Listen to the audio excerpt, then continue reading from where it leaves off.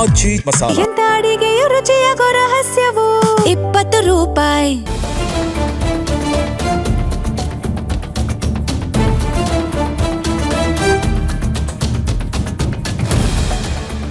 Helipad ಕೊಚ್ಚಿ ಹೋಗಿದೆ. ರಕ್ಷಣಾ ಕಾರ್ಯವೂ ಕೂಡ ಕಷ್ಟ.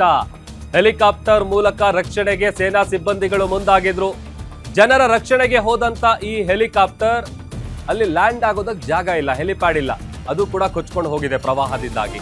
ಸೊ ಹೀಗಾಗಿ ಕಠ್ಮಂಡುಗೆ ವಾಪಸ್ ಆಗಿದೆ ಅಂತ ಹೇಳಿ ಗೊತ್ತಾಗ್ತಾ ಇದೆ. ಪ್ರವಾಹದಲ್ಲಿ ಸಿಲುಕಿದಂತ ಜನರನ್ನ ಪತ್ತೆ ಮಾಡೋದೇ ಈಗ ದೊಡ್ಡ ಸವಾಲಾಗಿ ಪರಿಣಮಿಸಿದೆ. ಶೂಲಿ ನದಿಯಲ್ಲಿ ಇದ್ದಕ್ಕಿದ್ದಂತೆ ಭೀಕರ ಪ್ರವಾಹ ಹೆಚ್ಚಾಗಿದೆ. ತೈಮುರೆ ಗ್ರಾಮದ ಹಲವು ಭಾಗಗಳಲ್ಲಿ ಜನವಸತಿಗಳೇ ಕಣ್ಮರೆಯಾಗಿರೋದು ಆತಂಕದ ವಿಚಾರ. ಇಡೀ ಗ್ರಾಮನೇ ಕೊಚ್ಕೊಂಡು ಹೋಗಿರೋದು. ಅದರಲ್ಲಿ ಈಗ ಸಾವು ನೋವಿನ ಸಂಖ್ಯೆ ಜಾಸ್ತಿ ಆಗ್ಬೋದಾದಂಥ ಸಾಧ್ಯತೆ ಒಂದು ಕಡೆ ಇದೆ. ಅದರಲ್ಲಿ ಭಾರತೀಯರು ಕೂಡ ಕಣ್ಮರೆಯಾಗಿರೋದು ಆತಂಕದ ವಿಚಾರ. ಸಡನ್ ಆಗಿ ಉಂಟಾದಂಥ ಈ ಭೀಕರ ಪ್ರವಾಹದಿಂದಾಗಿ ನೇಪಾಳ ಭಾಗದಲ್ಲಿ ವ್ಯಾಪಕವಾದಂಥ ಹಾನಿಯನ್ನ ಉಂಟು ಮಾಡಿದೆ. ಹಲವು ಗ್ರಾಮಗಳು ಕೊಚ್ಕೊಂಡು ಹೋಗಿದ್ದಾವೆ.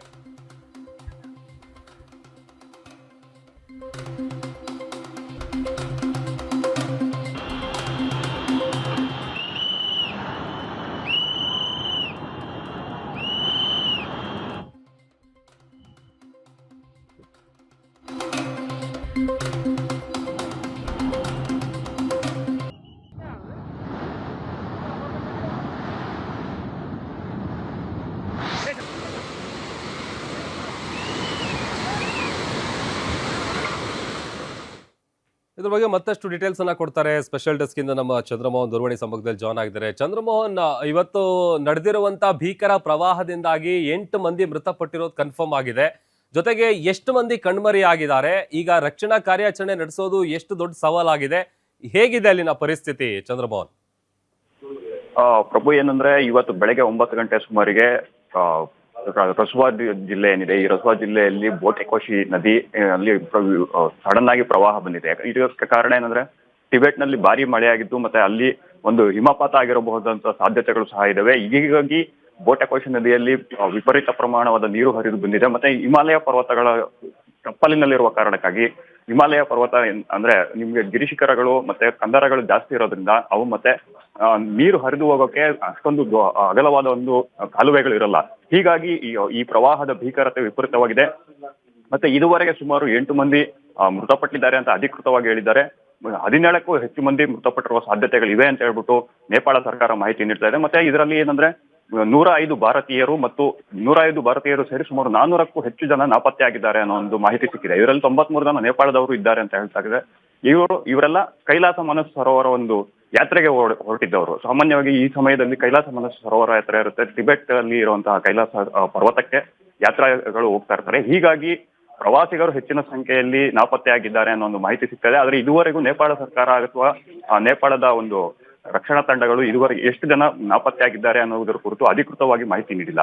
ಮತ್ತೆ ಇದರ ಪರಿಣಾಮ ಏನಾಗಿದೆ ಅಂದ್ರೆ ಬಿಹಾರ ಮತ್ತು ಉತ್ತರ ಪ್ರದೇಶದಲ್ಲೂ ಹೈ ಅಲರ್ಟ್ ಘೋಷಣೆ ಮಾಡಲಾಗಿದೆ. ಯಾಕಂದ್ರೆ ನೇಪಾಳಕ್ಕೆ ಹೊಂದಿಕೊಂಡಂತೆ ಉತ್ತರ ಪ್ರದೇಶ ಮತ್ತು ಬಿಹಾರದ ಹಲವು ಜಿಲ್ಲೆಗಳಿವೆ. ಮತ್ತೆ ಕೋಸಿ ಮತ್ತು ಗಂಡಕ್ ನದಿ ಏನಿದೆ ಬಿಹಾರದಲ್ಲಿ, ಈ ಕೋಸಿ ಮತ್ತು ಗಂಡಕ್ ನದಿಯಲ್ಲೂ ಸಹ ವಿಪರೀತವಾದ ಪ್ರವಾಹ ಸಂಭವಿಸಬಹುದು ಅನ್ನೋ ಒಂದು ಮಾಹಿತಿ ಸಿಗ್ತಾ ಇದೆ. ಹೀಗಾಗಿ ಈಗಾಗಲೇ ಭಾರತ ಸರ್ಕಾರ ಮತ್ತು ಬಿಹಾರ ಮತ್ತು ಉತ್ತರ ಪ್ರದೇಶ ಸರ್ಕಾರಗಳು NDRF ಮತ್ತು SDRF ತಂಡಗಳನ್ನ ಗಂಡಕ್ ಮತ್ತು ಕೋಸಿ ನದಿಯ ತಟದಲ್ಲಿ ಈಗಾಗಲೇ ನಿಯೋಜನೆ ಮಾಡಿದೆ.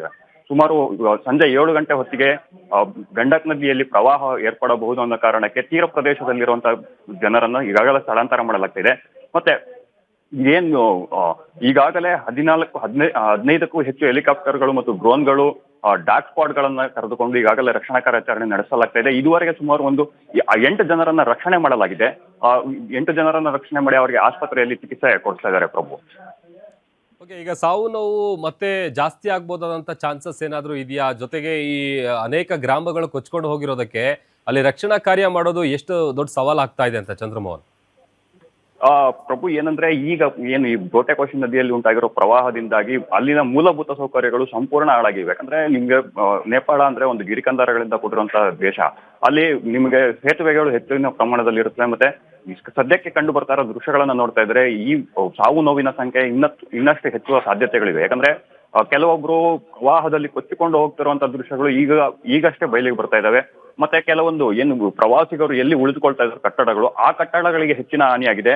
ಹೀಗಾಗಿ ಹೆಚ್ಚಿನ ಹಾನಿಯಾಗಿರೋದ್ರಿಂದ ರಕ್ಷಣಾ ಕಾರ್ಯಾಚರಣೆ ಕೂಡ ವಿಳಂಬ ಆಗ್ತಾ ಇದೆ. ಮತ್ತೆ ನಿಮ್ಗೆ ಹೆಲಿಪ್ಯಾಡ್ ಗಳೇ ಕೊಚ್ಕೊಂಡು ಹೋಗಿರೋದ್ರಿಂದ ಸಾಮಾನ್ಯವಾಗಿ ಹೆಲಿಕಾಪ್ಟರ್ ಗಳನ್ನ ಈ ರೀತಿಯಾದಂತಹ ರಕ್ಷಣಾ ಸಂದರ್ಭಗಳಲ್ಲಿ ಬಳಸಲಾಗುತ್ತೆ. ಆದ್ರೆ ಹೆಲಿಕಾಪ್ಟರ್ ಗಳೇ ಇಳಿಯಲಿಕ್ಕೆ ಸಾಧ್ಯವಾಗದಂತ ಪರಿಸ್ಥಿತಿ ಉಂಟಾಗಿರೋದ್ರಿಂದ ರಕ್ಷಣಾ ಕಾರ್ಯಾಚರಣೆಗೆ ತೀವ್ರ ತೊಡಕಾಗ್ತಾ ಇದೆ. ಮತ್ತೆ ಈ ಸಾವು ನೋವಿನ ಪ್ರಮಾಣ ಈಗೆಲ್ಲ ನಾವು ಯಾವುದೇ ಕಾರಣಕ್ಕೂ ನಿರ್ಧರಿಸಲಿಕ್ಕೆ ಸಾಧ್ಯ ಇಲ್ಲ. ಯಾಕಂದ್ರೆ ಗ್ರಾಮಗಳೇ ಕೊಚ್ಚಿಕೊಂಡು ಹೋಗಿರೋದ್ರಿಂದ ಸಾವಿನ ಸಂಖ್ಯೆ ಅಥವಾ ಗಾಯಾಳುಗಳ ಸಂಖ್ಯೆ ತೀವ್ರ ಪ್ರಮಾಣದಲ್ಲಿ ಏರಿಕೆಯಾಗುವಂತ ಸಾಧ್ಯತೆ ಇದೆ. ಮತ್ತೆ ಪ್ರವಾಹದ ತೀವ್ರತೆಯನ್ನು ಗಮನಿಸ್ತಾ ಇದ್ರೆ ನೀರಿನ ಸೆಳೆತಕ್ಕೆ ಕಟ್ಟಡಗಳೇ ಕೊಚ್ಚಿ ಹೋಗ್ತಾ ಇರೋದ್ರಿಂದ ಜನರು ಅದರ ಮುಂದೆ ಅಂದ್ರೆ ಹುಲುಕಡ್ಡಿಯ ಸಮಾನ ಅನ್ನೋ ಮಟ್ಟಿಗೆ ಜನರನ್ನ ನಾವು ಕಾಣಬೇಕಾಗಿದೆ. ಹೀಗಾಗಿ ಹೆಚ್ಚಿನ ಪ್ರಮಾಣದ ಸಾವು ನೋವು ಸಂಭವಿಸಿರುವಂತಹ ಸಾಧ್ಯತೆಗಳು ಇವೆ ಪ್ರಭು. ಓಕೆ, ಥ್ಯಾಂಕ್ ಯು ಚಂದ್ರಮೋಹನ್ ಇವೆಲ್ಲ ಡೀಟೇಲ್ಸ್ಗಾಗಿ. ಸೊ ನೋಡಿ, ಆ ಪ್ರವಾಹದ ಭೀಕರತೆ ಎಷ್ಟರ ಮಟ್ಟಿಗಿತ್ತು ಅಂತೇಳಿ ಆ ದೃಶ್ಯನೇ ಹೇಳ್ತಾ ಇದೆ. ಯಾಕಂತಂದ್ರೆ ಒಮ್ಮೆಲೆ ದೊಡ್ಡ ಮಟ್ಟದಲ್ಲಿ ಪ್ರವಾಹ ಸಂಭವಿಸಿದ್ರಿಂದಾಗಿ ಗ್ರಾಮಗಳೇ ಕೊಚ್ಕೊಂಡು ಹೋಗಿದ್ದಾವೆ. ಮತ್ತೊಂದು ಕಡೆ ಈ ರಕ್ಷಣಾ ಕಾರ್ಯಾಚರಣೆ ಮಾಡಬೇಕು ಅಂತೇಳಿ ಬಂದಂತ ಹೆಲಿಕಾಪ್ಟರ್ ಲ್ಯಾಂಡ್ ಆಗೋದಕ್ಕೆ ಹೆಲಿಪ್ಯಾಡ್ ಕೂಡ ಇಲ್ಲ.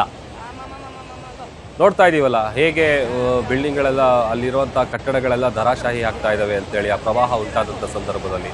ಒಂದೊಂದು ಕಡೆ ಆ ಬಂದಂತ ಹೆಲಿಕಾಪ್ಟರ್ ಲ್ಯಾಂಡ್ ಆಗೋದಕ್ಕೆ ಹೆಲಿಪ್ಯಾಡ್ ಇಲ್ಲದೆ ಇರುವಂತ ಕಾರಣಕ್ಕಾಗಿ ಕಾಠ್ಮಂಡುಗೆ ಹೆಲಿಕಾಪ್ಟರ್ ವಾಪಸ್ ಆಗಿದೆ.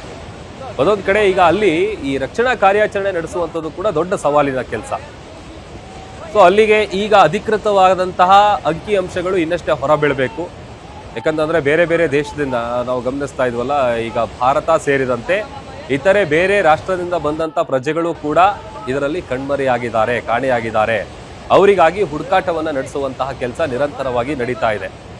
8 ಮಂದಿ ಸಾವನ್ನಪ್ಪಿದ್ದಾರೆ ಅನ್ನುವಂಥ ವಿಚಾರ ಮಾತ್ರ ಈಗ ಗೊತ್ತಾಗಿರೋದು. ಸುಮಾರು 1000ಕ್ಕೂ ಅಧಿಕ ಮಂದಿ ಕಣ್ಮರೆಯಾಗಿದ್ದಾರೆ.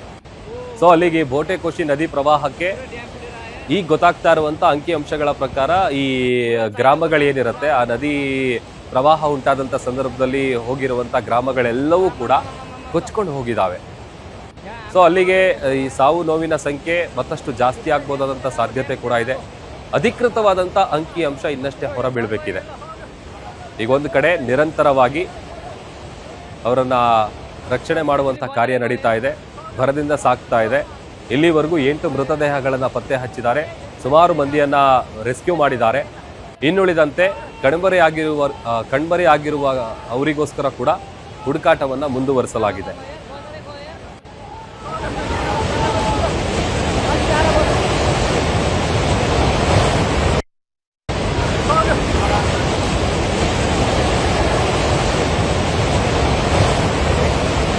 Just the lights up.